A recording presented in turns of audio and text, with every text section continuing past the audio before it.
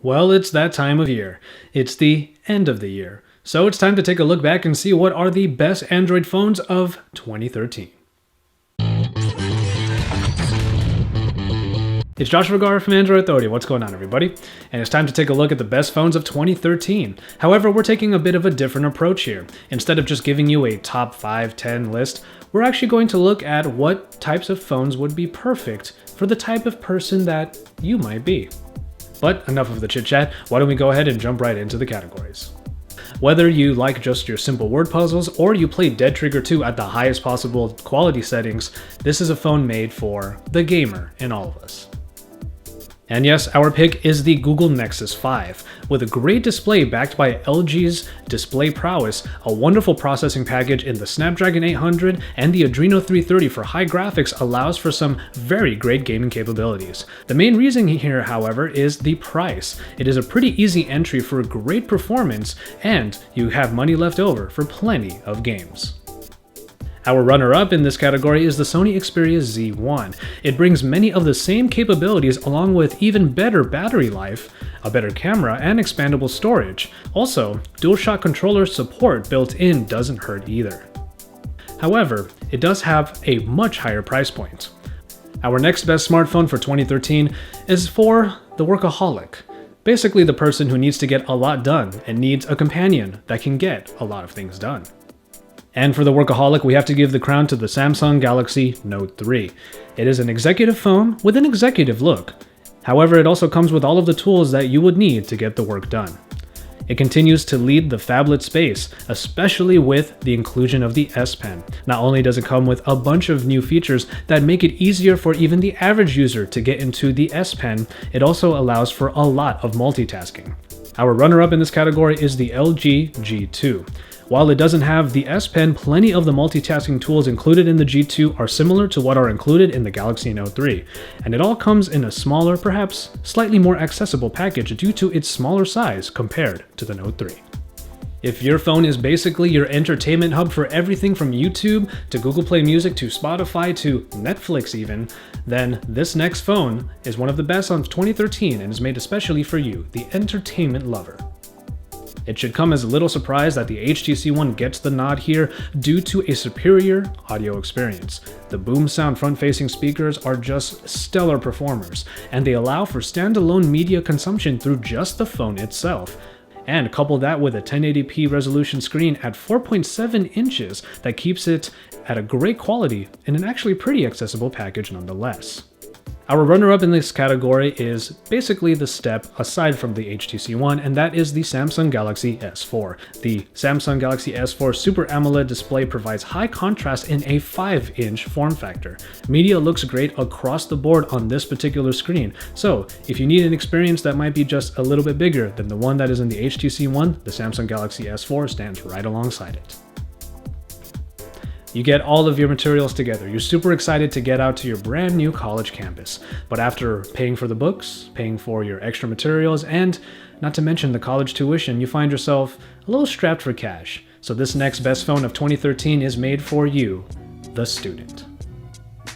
Was there really any doubt what the phone would be here? Of course, it's the Moto G. With great performance at a very affordable price point, this is one of the most undeniable steals in the Android market today. And in the market of smaller, lower-end phones, not only does the $179 base price point truly set it apart, but a great 720p display quality and a good performing quad-core Snapdragon processor are just icing on top of the cake. However, if money is no object and you are able to pay for that much higher price point, then our runner-up in this category is the Samsung Galaxy Note 3. The Note 3 is great for students, for all of the same reasons that it is good for workaholics. Of course, granted, they don't stay on Facebook all day. So you've got all of your gear on for a nice run, or maybe you even have a backpack on for that hike. Well, in this case, you want to be one with nature, so what phone do you bring along with you? Well, when it comes to the outdoorsy type, we have found that the Sony Xperia Z1 definitely fits the bill.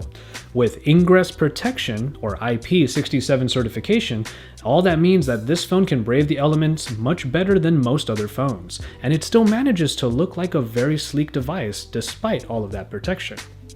Indeed, the Sony Xperia Z1 can take a tumble.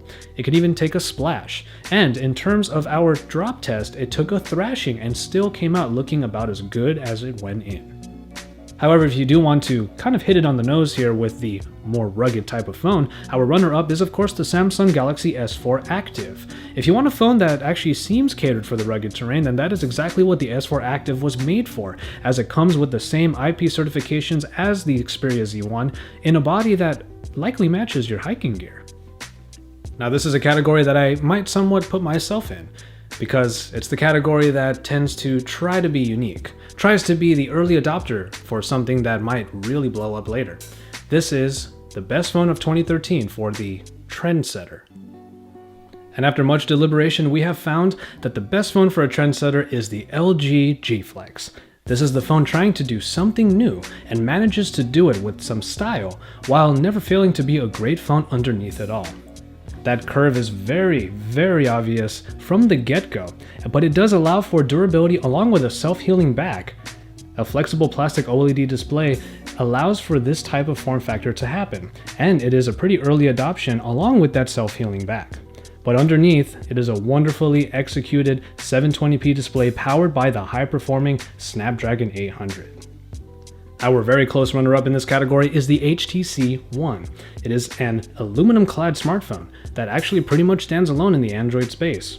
The HTC One gets points for its own stylish flair, and is a phone that we are always happy to have in our hands, and usually does the trick when it comes to turning people's heads. Our next category is for the gadget lover.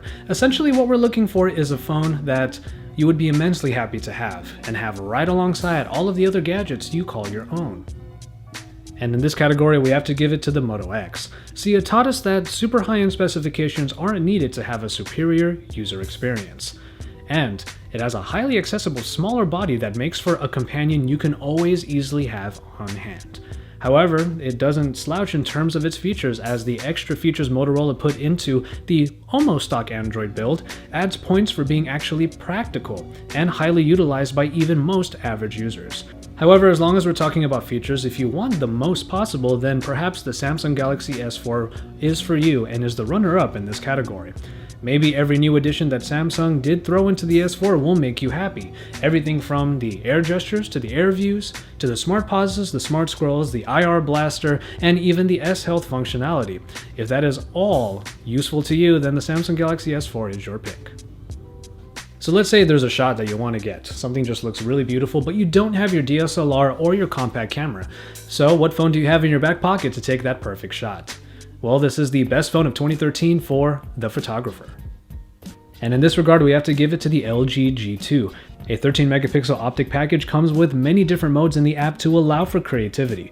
HDR, panorama, burst modes, the works. However, what is really of note here is a great implementation of optical image stabilization, which proves how important such a feature will be in the coming year for other camera smartphones. Not only does it allow for some great stabilization for your shaky hands, it also provides some pretty great photos as a result. The quality is pretty undeniable here. And also the bonus with the LG G2 is that it just also manages to be a damn good phone too, because you can compare it to some other phones that try to be more like cameras than phones and pretty much fall flat on their face. The Sony Xperia Z1 is the runner-up here and gets the nod for a very high-performing 20.7 megapixel shooter that is enhanced by user-installable add-ons that provide a possibly consistently evolving photography experience. Its pictures are also not too shabby either, and with that super high megapixel count, there are definitely quite a few things you can do with the very large pictures that come out of this phone.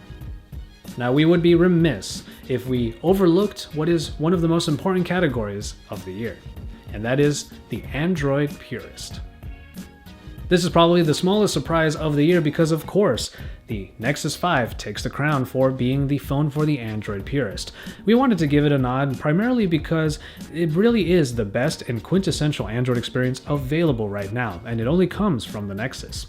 Android 4.4 KitKat brings optimizations with a further elegantly integrated search interface with voice controls built in to boot. The phone is also a great performer with very powerful specifications, and the camera, even if it started off a little bit wonky, got greatly improved with a new, very recent 0.1 update. We give the runner-up spot here to the Moto X.